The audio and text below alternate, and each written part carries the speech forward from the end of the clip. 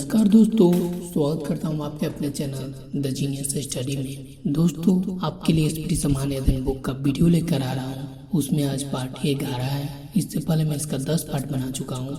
उस सब वीडियो के डिस्क्रिप्शन में जाके आप देख सकते हैं। वीडियो स्टार्ट करने से पहले एक रिक्वेस्ट है कि अगर आप इस चैनल पर नए आए हैं तो चैनल को सब्सक्राइब करके बेल आइकन को बस दबा दें, जिससे कि नए नोटिफिकेशन आपके पास पहुंच सके। तो चलिए दोस्तों, शुरू करते हैं आज का वीडियो। मुद्रा प्रणाली। भारतीय मौद्रिक व्यवस्था की इकाई रुपया है। भारतीय मौद्रिक व्यवस्था की इकाई क्या है? रुपया है।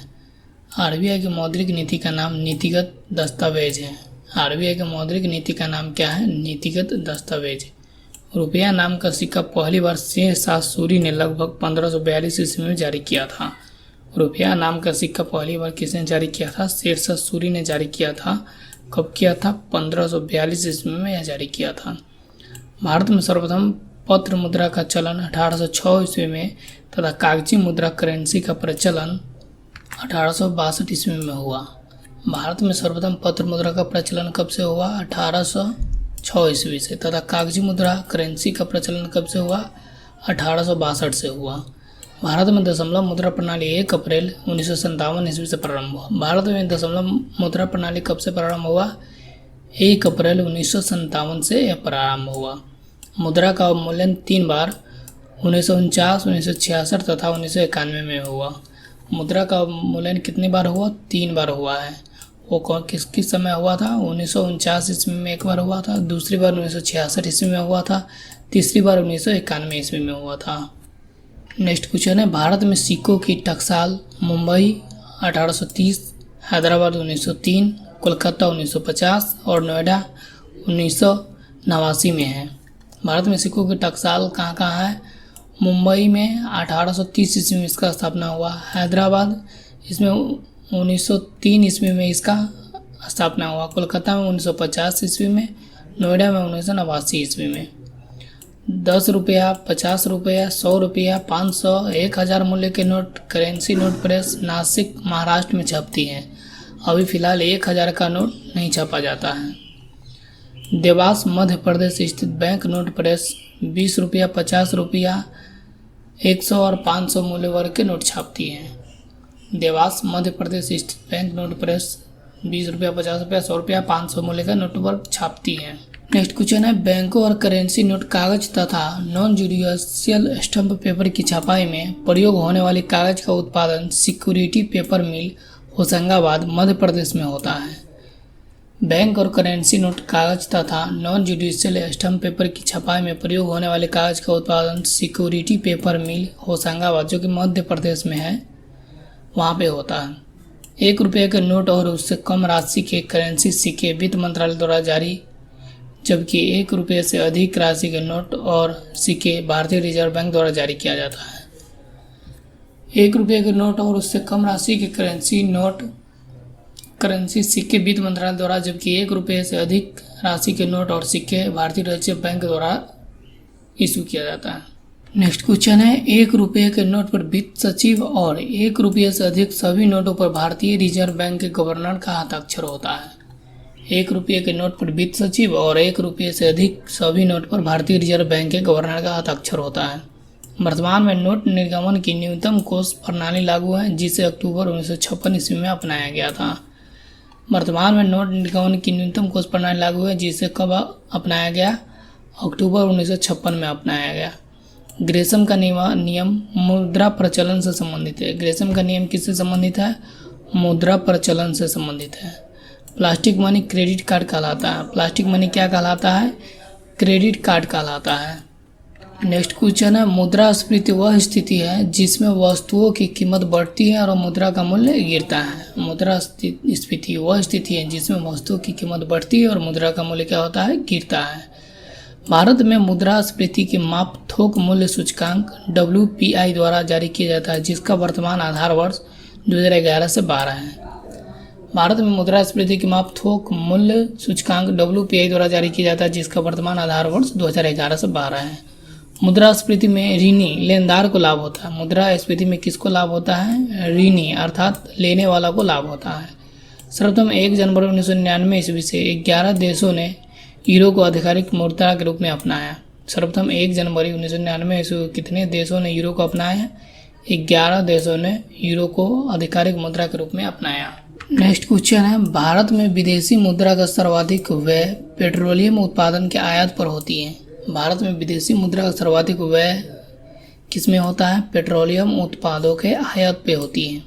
भारत को सर्वाधिक विदेशी मुद्रा रत्न एवं आभूषण से प्राप्त होता है। भारत में सर्वाधिक विदेशी मुद्रा किससे प्राप्त होता है? रत्न एवं आभूषण से प्राप्त होता है। विश्व में सबसे अधिक विदेशी मुद्रा कोष चीन के पास है। विश्व में सबसे अधिक विदेशी मुद्रा कोष किसके पास है? चीन के पास है। सबसे अधिक महंगी मुद्रा पाउंड स्टर्लिंग है। सबसे अधिक महंगी मुद्रा कौन है? पाउंड स्टर्लिंग है। नेक्स्ट क्वेश्चन है, भारत ने वर्ष 1947 ईस्वी में अंतर्राष्ट्रीय मुद्रा कोष IMF की सदस्यता प्राप्त की। भारत ने कब अंतर्राष्ट्रीय मुद्रा कोष IMF की सदस्यता प्राप्त की? 1947 ईस्वी में। 15 जुलाई 2010 ईस्वी को भारतीय मुद्रा को नया चीन are design D Uday Kumar से मिला। 15 जुलाई 2010 ईस्वी को भारतीय मुद्रा को नया चीन आर किसके द्वारा मिला? डी उदय कुमार। नेक्स्ट है कला एवं संस्कृति। इसके अंतर्गत है भारतनाट्यम तमिलनाडु का प्रमुख शास्त्रीय नृत्य है जिसे कर्नाटक संगीत के माध्यम से एक व्यक्ति प्रस्तुत करता है। भारतनाट्यम कहाँ का शास्त्रीय नृत्य है? तमिलनाडु का शास्त्रीय नृत्य है जिसे कर्नाटक संगीत के माध्यम से एक व्यक्ति प्रस्तुत करता है। भारतनाट्यम के 3 प्रमुख घराना है, तंजौर, कांजीपुरम एवं पांडनोलूर। भारतनाट्यम के 3 प्रमुख घराना कौन कौन से हैं? तंजौर, कांचीपुरम एवं पांडनोलूर। नेक्स्ट क्वेश्चन है, ई कृष्ण आयर तथा यामिनी कृष्णमूर्ति भारतनाट्यम के प्रमुख कलाकार हैं। ई कृष्ण आयर तथा यामिनी कृष्णमूर्ति किसके प्रमुख कलाकार हैं? भारतनाट्यम का प्रमुख कलाकार हैं। कथकली केरल का प्रमुख शास्त्रीय नृत्य है। कथकली कहाँ का प्रमुख शास्त्रीय नृत्य है? तो केरल का प्रमुख शास्त्रीय नृत्य है। कथकली की गीतों की भाषा मलयालम है। कथकली की गीतों का भाषा क्या है? मलयालम है। 1968 ईस्वी में हिंदी गीतों पर पहली बार कथकली प्रस्तुत की गई थी। कब हिंदी गीतों पर पहली बार कथकली प्रस्तुत की गई थी? 1968 ईस्वी में। कथकली मंच पर काले वस्त्रों का प्रयोग होता है। कथकली मंच पर कैसा वस्त्र का प्रयोग होता है? काले वस्त्रों का प्रयोग होता है। नेक्स्ट क्वेश्चन है, कथक उत्तर भारत का प्रमुख शास्त्रीय नृत्य है। कथक कहाँ का प्रमुख शास्त्रीय नृत्य है? तो उत्तर भारत का प्रमुख शास्त्रीय नृत्य है। कुचिपुड़ी आंध्र प्रदेश का प्रमुख शास्त्रीय नृत्य है। कुचिपुड़ी कहाँ का शास्त्रीय नृत्य है? आंध्र प्रदेश का शास्त्रीय नृत्य है। बलतोल नारायण मेनन, आनंद शिवरामन, माधवन, कृष्णन कुट्टी कथकली के प्रमुख कलाकार हैं। बलतोल नारायण मेनन, आनंद शिवरामन, माधवन, कृष्णन कुट्टी कथकली के प्रमुख कलाकार हैं। उड़ीसा में प्रचलित नृत्य कला के प्राचीन शैली है। उड़ीसी कहाँ का प्रचलित नृत्य कला शैली है? उड़ीसा का। नेक्स्ट क्वेश्चन है, उड़ीसी नृत्य मुख्यतः आराधना का नृत्य है। उड़ीसी नृत्य कैसा नृत्य है? आराधना का नृत्य है। सोनल मानसिंह, केलुचरण महापात्र तथा कालीचरण पटनायक ओडिसी नृत्य के प्रमुख कलाकार हैं। सोनल मानसिंह, केलुचरण महापात्र तथा कालीचरण पटनायक किसका प्रमुख कलाकार है? ओडिसी नृत्य का प्रमुख कलाकार है। भारतीय शास्त्रीय नृत्य में 9 रस हैं। भारतीय शास्त्रीय नृत्य में कितना रस है? 9 रस है। मोहिनी एटम नृत्य का संबंध केरला से है। मोहिनी एटम नृत्य का संबंध किस राज्य से है? केरला राज्य से है। यक्षगान कर्नाटक का प्रमुख लोक नृत्य है। यक्षगान कहाँ का प्रमुख लोक नृत्य है? कर्नाटक का प्रमुख लोक नृत्य है। यक्षगान में नृत्य और गान का संगम होता है। यक्षगान में क्या होता है? नृत्य और गान का दोनों का संगम होता है। नेक्स्ट क्वेश्चन है, जात्रा पश्चिम बंगाल का लोक नृत्य है। जात्रा पश्चिम बंगाल का क्या लोक नाट्य है। हरिप्रसाद चौरसिया एक प्रसिद्ध बांसुरी वादक हैं। हरिप्रसाद चौरसिया क्या है? एक प्रसिद्ध बांसुरी वादक हैं। शिव कुमार शर्मा का संबंध संतूर से है। शिव कुमार शर्मा का संबंध किससे है? संतूर से है। अजंता तथा एलोरा की गुफा औरंगाबाद महाराष्ट्र में है। अजंता में एलोरा की गुफा कहाँ है? औरंगाबाद जिला में है। यह कहाँ स्थित है? महाराष्ट्र में स्थित है। नागर शैली स्थापत्य शैली है का प्रसार हिमालय से लेकर विंध्य पर्वतमाला तक है। नागर शैली का प्रसार कहाँ से कहाँ तक है? हिमालय से लेकर विंध्य पर्वतमाला तक है। नेक्स्ट क्वेश्चन है मुक्तेश्वर मंदिर उड़ीसा, लिंगराज मंदिर भुवनेश्वर उड़ीसा, खजुराहो का मंदिर मध्य प्रदेश नागर शैली का उदाहरण है। मुक्तेश्वर मंदिर उड़ीसा, लिंगराज मंदिर भुवनेश्वर उड़ीसा, खजुराहो का मंदिर मध्य प्रदेश नागर शैली का उदाहरण है। किसका उदाहरण है? नागर शैली का उदाहरण है। नागर वास्तुकला शैली सही रूप में गुप्त काल में प्रकट हुई। नागर वास्तुकला शैली सही रूप में किस काल में प्रकट हुई? गुप्त काल में प्रकट हुई। कांचीपुरम तथा एलोरा का कैलाश मंदिर और तंजौर का बृहदेश्वर मंदिर द्रविड़ शैली का उत्कृष्ट उदाहरण है। कांचीपुरम तथा एलोरा का कैलाश मंदिर और तंजौर का बृहदेश्वर मंदिर किस शैली का उत्कृष्ट उदाहरण है? द्रविड़ शैली का उत्कृष्ट उदाहरण है। नेक्स्ट क्वेश्चन है नागर एवं द्रविड़ शैली के मिश्रित रूप बेसर शैली कहलाता है। नागर एवं द्रविड़ शैली के मिश्रित रूप को क्या कहलाता है? बेसर शैली कहलाता है। कुक्कानूर का कालेश्वर मंदिर और लकुरी का जैन मंदिर बेसर शैली के उदाहरण है। कुक्कानूर का कालेश्वर मंदिर और लकुरी का जैन मंदिर बेसर शैली का उदाहरण है। सल्तनत कालीन वास्तुकला का भव्य नमूना दिल्ली स्थित कुतुब मीनार है। सल्तनत कालीन वास्तुकला का भव्य नमूना दिल्ली स्थित क्या है? कुतुब मीनार है। कला की गांधार शैली का विकास कुषाण के समय में हुआ। कला की गांधार शैली का विकास किसके समय में हुआ? कुषाण के समय में हुआ। नेक्स्ट है गांधी युग। इसमें देखते हैं महात्मा गांधी, जिसका पुराना नाम अर्थात शुद्ध नाम मोहनदास करमचंद गांधी है, जिसका जन्म 2 अक्टूबर 1869 ईस्वी में गुजरात प्रांत के पोरबंदर नामक स्थान में हुआ था। महात्मा गांधी का जन्म कब हुआ था? 2 अक्टूबर 1869 ईस्वी को गुजरात प्रांत के पोरबंदर नामक स्थान में हुआ था। इसकी माता पुतलीबाई, पिता करमचंद्र गांधी तथा पत्नी कस्तूरबा गांधी है। इसकी माता पुतलीबाई, पिता का नाम क्या था? करमचंद्र गांधी तथा पत्नी का नाम क्या था? कस्तूरबा गांधी। नेक्स्ट क्वेश्चन है इसके जन्म तिथि 2 अक्टूबर को अहिंसा दिवस तथा पुण्यतिथि 30 जनवरी को शहीद दिवस के रूप में मनाया जाता है। इसके जन्म तिथि 2 अक्टूबर को किस रूप में मनाया जाता है? अहिंसा दिवस के रूप में मनाया जाता है और पुण्यतिथि 30 जनवरी को शहीद दिवस के रूप में मनाया जाता है। वे 1893 में एक मुकदमे के पैरवी में दक्षिण अफ्रीका गए थे तथा 1915 में वापस आ गए। वे कब एक मुकदमे के पैरवी में दक्षिण अफ्रीका गए थे? 1893 में गए थे और वापस दक्षिण अफ्रीका से कब लौटे? 1915 ईस्वी में वापस इंडिया लौट गए। गांधी जी लियो टॉल्स्टॉय से बहुत प्रभावित थे। गांधी जी के राजनीतिक गुरु गोपाल कृष्ण गोखले थे। गांधी जी के राजनीतिक गुरु कौन थे? गोपाल कृष्ण गोखले थे। नेक्स्ट क्वेश्चन है गांधी जी ने 1906 में दक्षिण अफ्रीका में ही सत्याग्रह का पहला प्रयोग किया। गांधी जी ने 1906 ईस्वी में दक्षिण अफ्रीका में ही सत्याग्रह का पहला प्रयोग किया। गांधी जी ने भारत में सत्याग्रह का पहला प्रयोग 1917 में बिहार के चंपारण में किया। गांधी जी ने भारत में सत्याग्रह का पहला प्रयोग कब किया? 1917 ईस्वी में किया। कहाँ किया? बिहार के चंपारण से किया। सर्वप्रथम रविन्द्रनाथ टैगोर ने गांधी जी को महात्मा कहा तथा सुभाष चंद्र बोस ने राष्ट्रपिता कहकर संबोधित किया।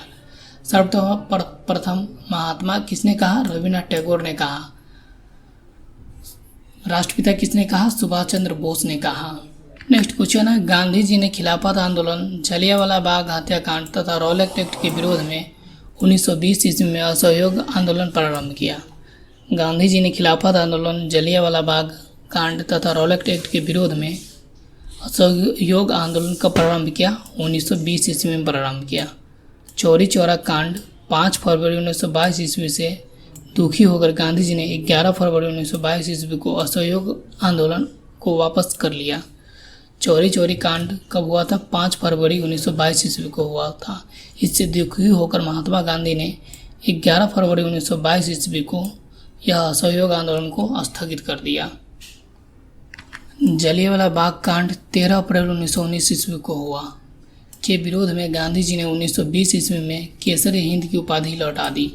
जलियांवाला बाग हत्याकांड कब हुआ? 13 अप्रैल 1919 ईस्वी को हुआ। इसको विरोध में गांधी जी ने कब केसरी हिंद की उपाधि लौटा दी? 1920 ईस्वी में केसरी हिंद की उपाधि लौटा दी। गांधी जी ने 1919 ईस्वी में यंग इंडिया व नवजीवन तथा 1933 ईस्वी में हरिजन का प्रकाशन किया। गांधी जी ने 1919 ईस्वी में किसका प्रकाशन किया? यंग इंडिया व नवजीवन का। तथा 1933 ईस्वी में किसका प्रकाशन किया? हरिजन का प्रकाशन किया।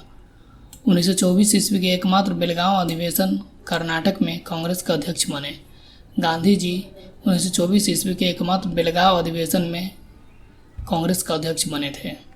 नेक्स्ट क्वेश्चन है, गांधी जी ने 12 मार्च 1930 ईस्वी को 78 अनुयायियों के साथ दांडी यात्रा आरंभ कर 6 अप्रैल 1930 ईस्वी को 388 किलोमीटर यात्रा कर दांडी में नमक बनाकर नमक कानून तोड़ा तथा सबने अवज्ञा आंदोलन की शुरुआत की। गांधी जी ने 12 मार्च 1930 ईस्वी को 78 अनुयायियों के साथ दांडी यात्रा आरंभ कर 6 अप्रैल 1930 ईस्वी को 388 किलोमीटर यात्रा कर दांडी में नमक बनाकर नमक कानून तोड़ा तथा सबने अवज्ञा आंदोलन का शुरुआत किया। 7 अप्रैल 1934 ईस्वी को गांधी जी ने सबने अवज्ञा आंदोलन को समाप्त कर दिया। कब गांधी जी ने सबने अवज्ञा आंदोलन को समाप्त कर दिया? 7 अप्रैल 1934 ईस्वी को। नेक्स्ट क्वेश्चन है, 1916 ईस्वी में गांधी जी ने अहमदाबाद के निकट साबरमती आश्रम की स्थापना की। 1916 ईस्वी में गांधी जी ने अहमदाबाद के निकट साबरमती आश्रम की स्थापना की। गांधी इरविन समझौता 5 मार्च 1931 ईस्वी को हुआ। गांधी इरविन समझौता कब हुआ? 5 मार्च 1931 ईस्वी को हुआ। 1942 ईस्वी में प्रस्तुत क्रिप्स प्रस्ताव को गांधी जी ने पोस्ट डेटेड चेक कहा। 1942 ईस्वी में प्रस्तुत क्रिप्स मिशन को गांधी जी ने क्या कहा? पोस्ट डेटेड चेक कहा।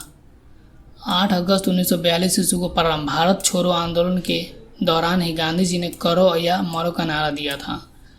8 अगस्त 1942 ईस्वी को प्रारंभ भारत छोड़ो आंदोलन के दौरान गांधी जी ने कौन सा नारा दिया था? करो या मरो का नारा दिया था। नेक्स्ट क्वेश्चन है, 1931 ईस्वी में लंदन में हुए द्वितीय गोलमेज सम्मेलन में गांधी जी ने कांग्रेस का नेतृत्व किया था। कब हुए लंदन में द्वितीय गोलमेज सम्मेलन में गांधी जी ने कांग्रेस का नेतृत्व किया था? 1931 ईस्वी में हुए द्वितीय गोलमेज सम्मेलन में। गांधी जी की हत्या 30 जनवरी 1948 ईस्वी को नाथूराम गोडसे ने प्रार्थना के समय किया था। गांधी जी की हत्या 30 जनवरी 1948 ईस्वी को किसने किया था? नाथूराम गोडसे ने किया था। गांधी जी का समाधि स्थल राजघाट कहलाता है। गांधी जी का समाधि स्थल क्या कहलाता है? राजघाट कहलाता है। विंस्टन चर्चिल ने इन्हें अर्धनग्न फकीर कहा। विंस्टन चर्चिल ने इन्हें क्या कहा है? अर्धनग्न फकीर कहा है इसको।